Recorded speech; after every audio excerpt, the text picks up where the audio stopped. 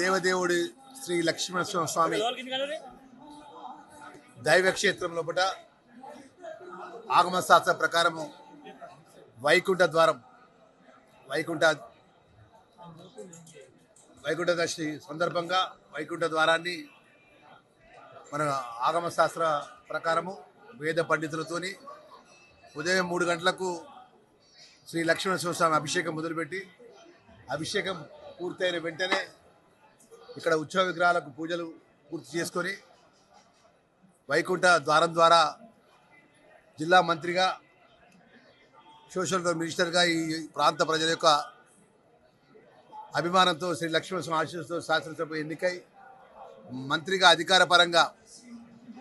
స్వామివారి యొక్క వైకుంఠ ఏకాదశి కార్యక్రమంలో పాల్గొనడం నాకు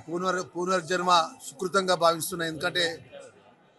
ఇంత గొప్పగా ఆ దేవదేవుడి యొక్క ఆ నరసింహస్వామి యొక్క వైకుంఠ ఏకాదశి రోజు వైకుంఠ ద్వారం ద్వారా స్వామివారి దర్శనం చేసుకొని మరి యొక్క ఇక్కడ లక్షలాది మంది దేశంలో ప్రజలు ఈ యొక్క స్వామివారి భక్తులు మరి ఆ గొప్ప దేవుడి యొక్క కార్యక్రమాన్ని ఇంత గొప్పగా వేద పండితులు కానీ ఎండోమెంట్ డిపార్ట్మెంట్ కానీ అదేవిధంగా ఈవో గారు కానీ భక్తులకు ఎక్కడ అసౌకర్యం జరగకుండా పెద్ద ఎత్తున ఈ యొక్క కార్యక్రమాన్ని చేయడం జరిగింది. దీనికి అన్ని విధాలా సహకరించిన గౌరవ ముఖ్యమంత్రి వర్యులకు గౌరవ ఎండోమెంట్ శాఖ మంత్రులకు మనస్ఫూర్తిగా ధన్యవాదాలు తెలియజేసుకుంటూ రేపు రాబోయే గోదావరి పుష్కరాల్లో కూడా మరి పెద్ద ఎత్తున ఈ ప్రాంతం అంతా కూడా శ్రీ లక్ష్మీనరసింహ దైవక్షేత్రంలో ఉన్నటువంటి దేవాలయాలని పునర్నిర్మాణం కానీ ఈ ప్రాంతం అంతగా మాస్టర్ ప్లాన్తో గొప్పగా అన్ని విధాలు కూడా వేల కోట్లాది రూపాయలు తీసుకొచ్చి అభివృద్ధి చేసే విధంగా ఒక మాస్టర్ ప్లాన్తో ముందుకెళ్తామన్న విషయాన్ని ఈ సందర్భంగానే మనవి చేస్తున్నాం. స్వామివారిని ఏదైతే గౌరవ ముఖ్యమంత్రి వర్యులు పిసిసి అధ్యక్షులుగా ఉన్నప్పుడు 6 గ్యారంటీ పథకాల లోపల 4 గ్యారంటీ పథకాలు అమలు చేసినారు. ఇంకా 2 గ్యారంటీ పథకాలు అమలు చేసే శక్తి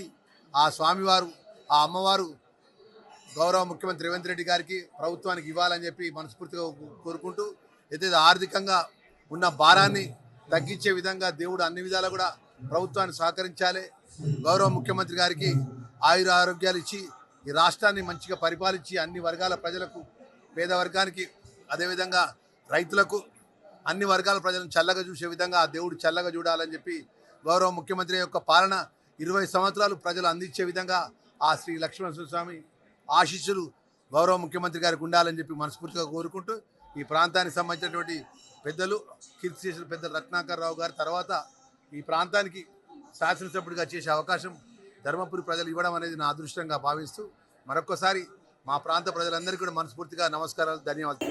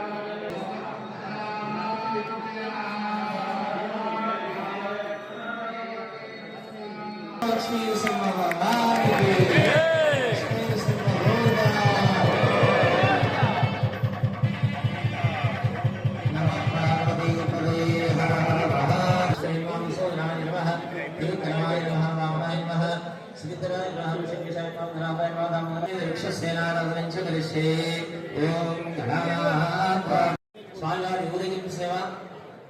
అదేవిధంగా ఒక పక్క ఇవాళ మంగళవారం ముఖ్యంగా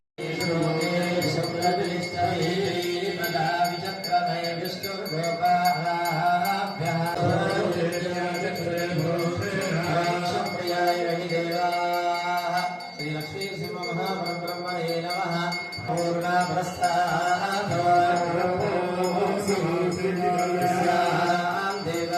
శ్రీ లక్ష్మీ సింహ మహాపరబ్రహ్మణే నమః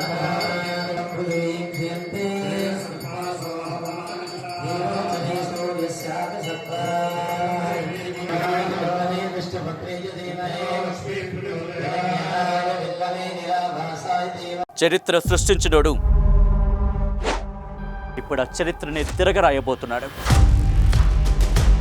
అబద్ధాల గోడల్ని బద్దలు కొట్టి నిజాలను రాగా మీ ముందుంచబోతున్నాడు. నిజమైన వార్తల కోసం వెంటనే డౌన్లోడ్ చేసుకోండి రా యాప్ని.